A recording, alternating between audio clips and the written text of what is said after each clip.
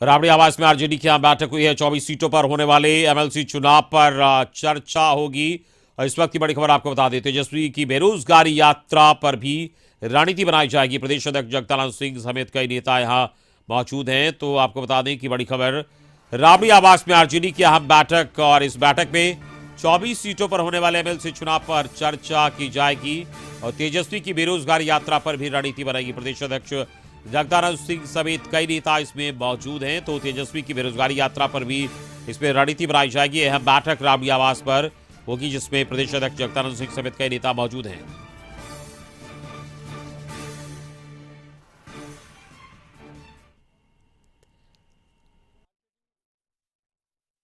Awareness के बाद भी कुछ लापरवाह हों, अराजकता फैलाते हों, तो ये जो प्रशासकीय व्यवस्था है वो जनता के ही पैसे से प्रशासकीय व्यवस्था चलती है और प्रशासन उनको समझा रहा है, नहीं समझ रहे हैं तो कभी कभी रोग फैलाने की अनुमति नहीं दी जा सकती किसी को।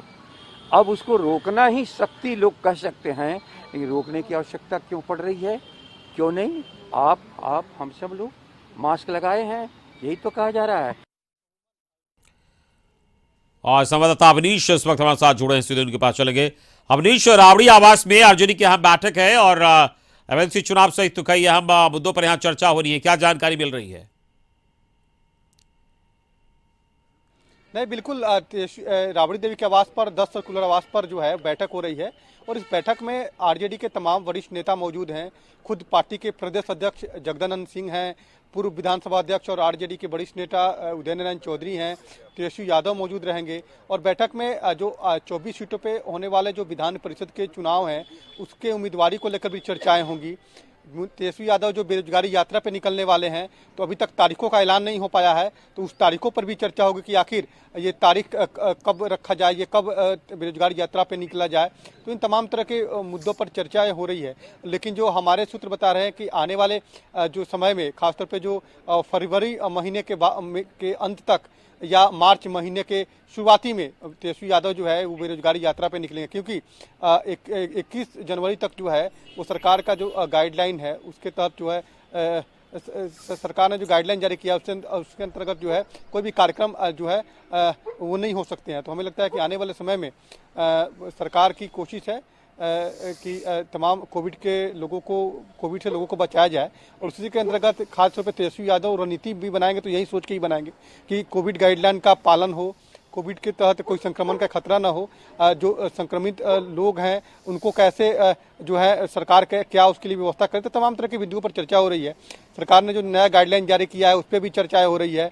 तेजस्वी यादव खुद मौजूद हैं, पार्टी के जो प्रदेश अध्यक्ष वो मौजूद हैं और बेरोजगारी यात्रा के तारीख के साथ साथ जो विधान परिषद के चुनाव होने हैं 24 सीटों पर, उसको लेकर भी जो है वो चर्चाएं हो रही है।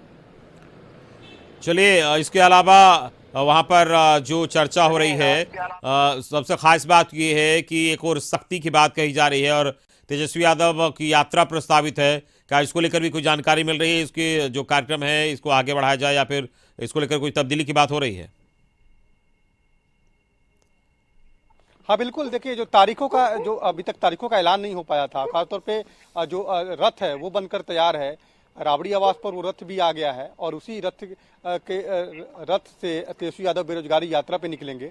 तो जो कोविड का नया गाइडलाइन जारी हुआ है उसके अंतर्गत अब भीड़ लगाना जो है वो भीड़ लगाना एक तरह से कोविड गाइडलाइन का पालन नहीं माना जाएगा। तो ऐसी स्थिति में सरकार तेजस्वी यादव की भी कोशिश है कि जो नए तारीखों का ऐलान हो उसमें सरकार के जो गाइडलाइन है वो गाइडलाइन का उसमें पालन कराया जाए और जो तारीख है, तारीखों का ऐलान उस समय हो जब लोग संक्रमित कम हो, जो संक्रमण का खतरा सबसे ज़्यादा कम हो, उस समय तारीखों का ऐलान होगा। तो हमारे सूत्र बता रहे हैं कि फरवरी के अंत तक और मार्च के पहले महीने तक के बीच का समय जो है वो निकाला जाएगा और सभी लोग मौजूद हैं पार्टी के। चलिए, इस पूरी बातचीत के लिए बहुत बहुत शुक्रिया आपका। तो अवनीश हमारे संवाददाता बता रहे थे कि राबड़ी आवास में अहम बैठक चल रही है और इसमें जो एमएलसी चुनाव है उसको लेकर चर्चा हुई, साथ ही बेरोजगारी यात्रा पर भी जो चर्चा चल रही है वहां पर। और